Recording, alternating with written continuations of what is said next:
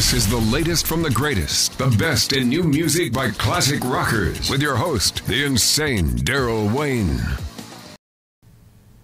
It is the latest from the greatest. You've got me, the insane Daryl Wayne, as promised on our website and on our Facebook account. We have someone that's claiming that he got screwed by Tommy Lee. Scott King. Scott and I go back a little ways. Scott, why don't you tell me what that's all about? Basically what it is back in 1991, actually in 1990, I was at one of the Motley Crue concerts, and Tommy did his drum solo and came out over the audience with a drum set attached to basically like a suspended platform. Wasn't nothing that elaborate, and I thought to myself, I could do a lot better than that. So I decided at that time I had been working on doing props and set work, and I wanted to further my company and start doing stage design. So I started in my business up in designing and fabricating concepts for different bands like Poison, Motley Crue, Van Halen, Cinderella. Rock and roller. The people that had it, yeah. Most of the bands that had a lot of theatrics and a lot going on that used, the theatrics to their, advantage in the shows, and that's kind of were the bands that I was focusing on. And when I started designing and developing the stage for Motley Crue, for Tommy Lee actually specifically, I took the concept to a company that is called Ride and Show. And they manufacture the roller coasters for Disneyland, Universal Studios, all the big theme parks. And we worked side by side with my designs, my concepts, and put together some drawings, and actually had an artist that was working with Motley Crue at the time, did all the renderings for us for the presentation that we gave to Motley Crue's management in 1991. I was introduced to his management by the artist that I was working with, and they set up an appointment with me. We took in a hard cover presentation, 6 copies to be exact, 2 for the managers and 4 for the band members. In that presentation was a preliminary statement that basically, saying this is our idea. Non-disclosure. Non-disclosure was signed at the meeting as well by Rich Fisher, the tour manager, and Doug Thaler, the business manager at the time. After doing the presentation, never heard back from them. We sent them a follow-up letter, tried to stay in touch with them, and then it was kind of bad timing on our part. It's right when the band started dismembering, basically. Tommy, they had some problems with Vince and other members, yeah. Yeah, so they, I thought, okay, let's wait, a little bit, and then we'll take it to Tommy. And once, he was doing his solo thing, I think it was Methods of Mayhem. And I have a friend of mine that was a mutual friend of ours, and he gave me Tommy's address out in Westlake, and I drove out to his home, which was a gated community. And at that time, he was married to Heather Locklear. And I drove up and approached the guard at the guard gate, said I had a package to deliver to Tommy. And the guard called Tommy on the phone while I was there in his presence. Tommy came down a few minutes later in a black Mercedes sedan that had the license plate T-Bone, so it was pretty obvious it was Tommy that was coming to take it. I saw him reach out or receive the package and then turn around and go back to his home. Never heard anything as a follow-up from that meeting, so we put that on the back burners, and we actually started revising it in 1995, I believe it was, for the Red Hot Chili Peppers. We were going to approach them when they were doing the song cover of Love Roller Coaster. Right. So we were going to go ahead and approach that angle. We changed the color of the stage to, or the roller coaster to red. We put new characters in there, but it never furthered on. We were actually worked on other concepts that we were pitching at the time. We were working on a concept for Van Halen in '95 that I pitched. There was an audience participation. I pitched to their tour manager at the time, was Scotty Ross. Same routine, even though he's a very good friend of mine. Still had him sign non-disclosures. Oh, of course. Needed to do what I was doing to protect myself and my business.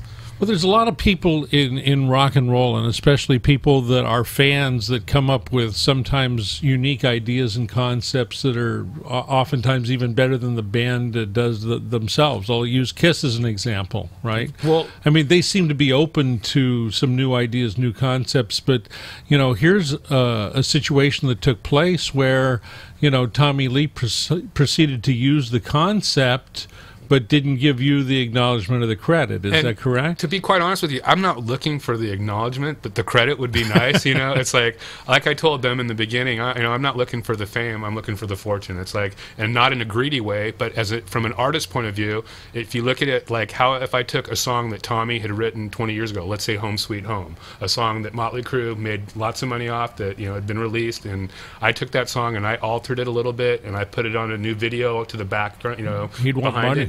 And all of a sudden that thing became a huge video sensation on the internet, where everybody's like, oh my God, this is a great thing. And I started generating cash off of that.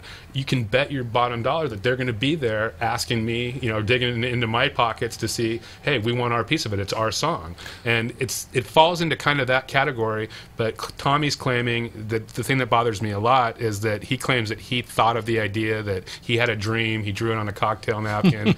And it's like, look, I know and he knows and his management know that, the idea was presented to him. They didn't have the money and they weren't together at the time. Or not, I can't say that they didn't have the money. I don't have that knowledge, but it wasn't good timing on our part when we made the presentation.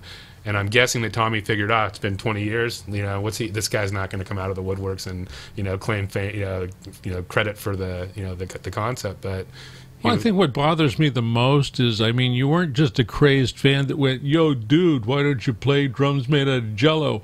You presented you developed the concept, you presented it in a business-like fashion, you had the proper documentation, you went through a business process, and it sounds like they did not give you the same respect back. Pretty much. And I also went to the extent that kind of blew my attorney away, is I did what back in the old days and what they refer to now as a poor man patent. You mailed it to yourself. I went to the post office before my meeting with his management. I took copies of the proposal that we put in front of them. I took pictures, or copies of the stage, the drawings, the actual photographs, and I mailed it all to myself, and I didn't open the letter for 20 years. So where does it stand today? Is it in court? The paper's been filed? The paperwork is being processed as we speak. I'm supposed to review the final drafts for the complaint to be filed, and then we're moving forward. We tried to do it, like I said, in a civil manner. I didn't want to waste the court's time with it, because I feel that the evidence, and not only it's the evidence that I have, but I have witnesses that were in the meeting with me at the presentation that can vouch for my claims that they saw it, they signed off on it. And the beauty is the manager that was one of the managers that came into the meeting, who was Doug Thaler, the original meeting with Rich Fisher, their tour manager.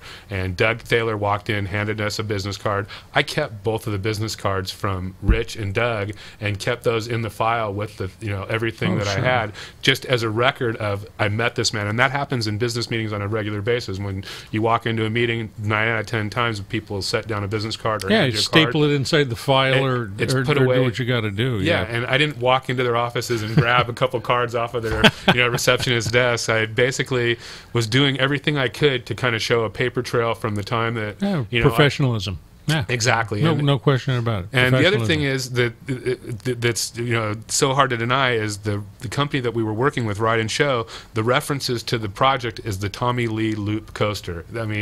It's mentioned over and over and again in letters from them, as well as the proposal from them to me. So there's and people that work there are willing to come, that are not there working now. I was actually able to track down a few people. They're, willing to come and testify that, Scott King was here working with us on this project, because they're claiming I never did anything, that my business was a farce. Well, the thing that no matter what happens from the outcome, I guess, maybe once Tommy Lee's attorneys look at the compelling evidence, they'll tell him that he probably should settle and get out of it. But when all is done and said, no matter how it turns out, are you still going to be a Motley Crue fan? I got a bad taste in my mouth from now. I was a huge fan. I won't. Other people are going to do that too, right? So why would he start to quickly alienate a section of his audience? Well, the thing that Daryl, that kind of I guess confuses me is, I'm not, like I said it before, I'm not out trying to, take the glory and the fame. What a lot of people just going to get paid for your work, for your intellectual property. Exactly, and a lot of people that don't understand the business don't know that most of these artists aren't capable of conceiving these ideas. And I'm not saying it in a bad way. They're very creative with their music, but they have a team of people. And I could go back to the Mark and Brian show. I know some of those people. When I worked on Mark and Brian, for example, they had a team of writers. They had a team of creative services, and I participated in that. And if it wasn't for our participation, that show would have not been what it was back in the day when they were, very high in ratings. And that's the thing that a lot of people don't understand, that there's people behind the scenes, and those people deserve credit where credit's due. And I'm not saying, like I said, in a famous way, but in a compensated way. For the work that I did, that's how I make a living. And if I give all my work away, my kid will go for it. So what's the Scott? Just as a wrap up, what is the name of your company, and for the creative process, how do people get a hold of you for other stuff? The name of my company now that we're currently doing designing and developing promotional products, action sport furniture, novelties, is called Funbelievable. We're located, you could go to the website, is funbelievable.biz. It's just like the word unbelievable. Except with an F. With an F, exactly. And we're at .biz, .biz. So it's FUNBELIEVABLE.biz. Scott, good luck to you. Daryl, always a pleasure seeing you. Nice seeing you. I appreciate you taking the time to go over this with me. Yeah, keep us updated, would you? Absolutely. He'll definitely be in the loop. Thank you.